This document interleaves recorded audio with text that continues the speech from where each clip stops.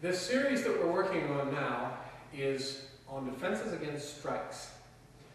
When somebody hits you, if you do not respond rapidly and with a pre-programmed response, just that first punch is all it takes to finish the fight. Mike Tyson, interesting quote from him, he says, everybody's got a plan until they get hit. Now, that's something we have to be careful of, because if you've watched as many of the roadside stop videos that I have where policemen have been attacked, every one of them that I've seen, they were completely unprepared to be hit. And you know the videos I'm talking about. We have to beware of not getting too many things in our mind about how to respond to punches or any other attack. So throughout this part of this series, we're going to simplify our responses to punches. Either parries, which just move a few inches to divert a punch coming at you, usually a straight punch.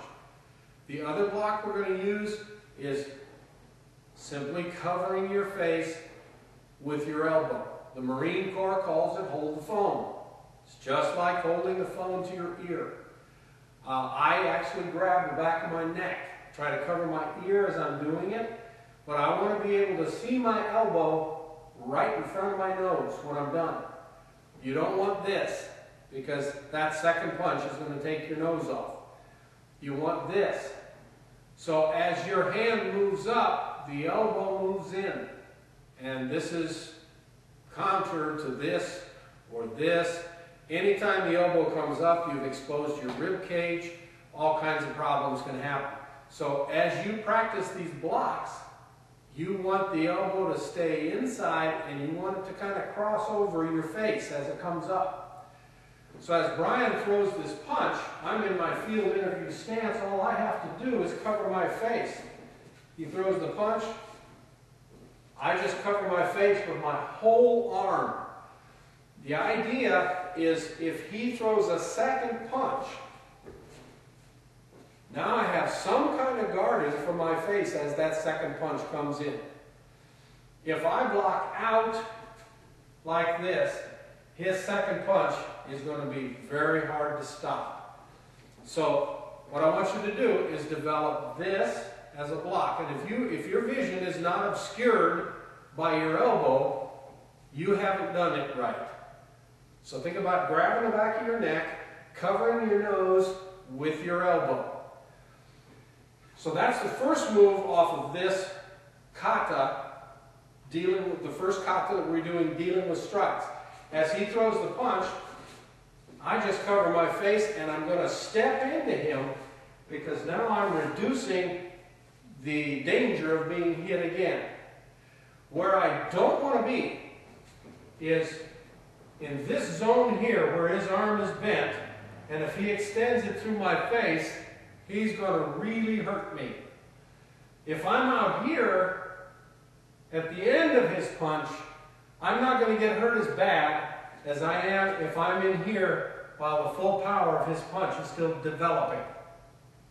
If I get real close, he can't generate any power to punch me here, so I want to be someplace between outside of here and inside of here when he's throwing punches at me.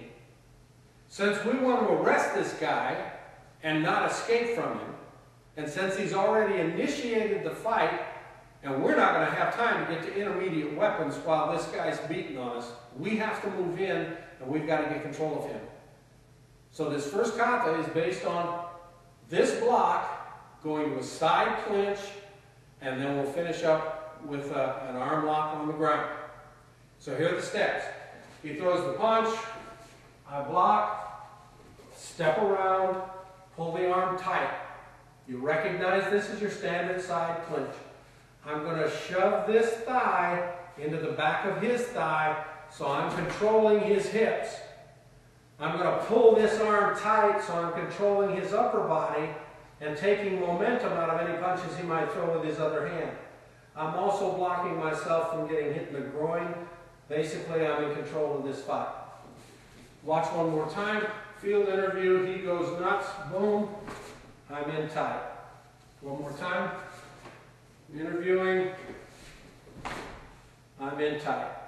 Now what I'm going to do is simply grab this leg with the leg that's behind his body.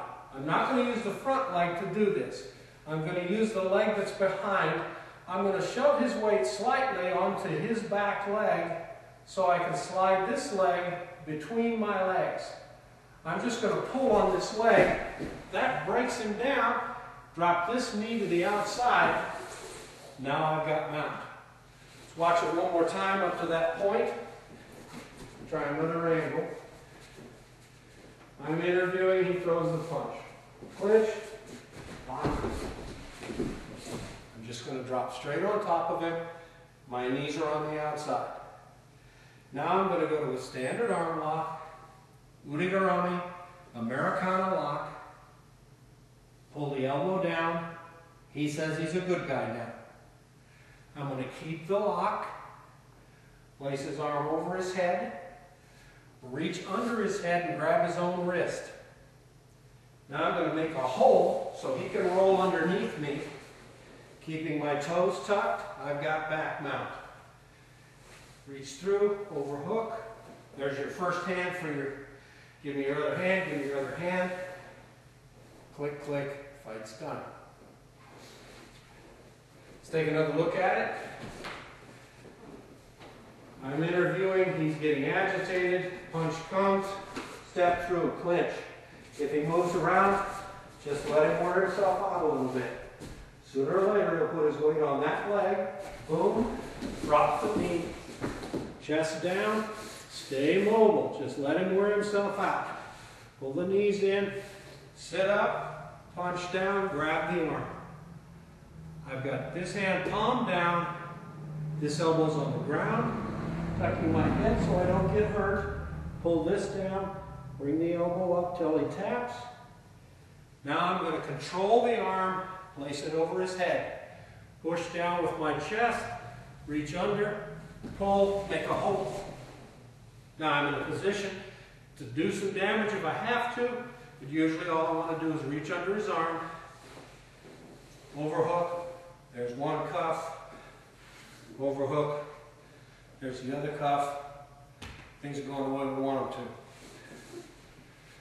to. One more time again, we'll do it long ways so you can see another angle on it.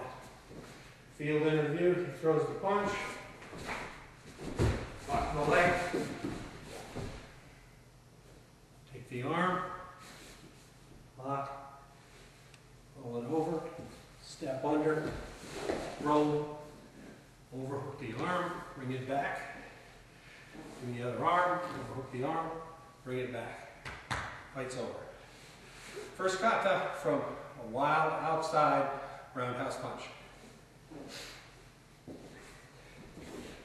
Okay? Yep, good.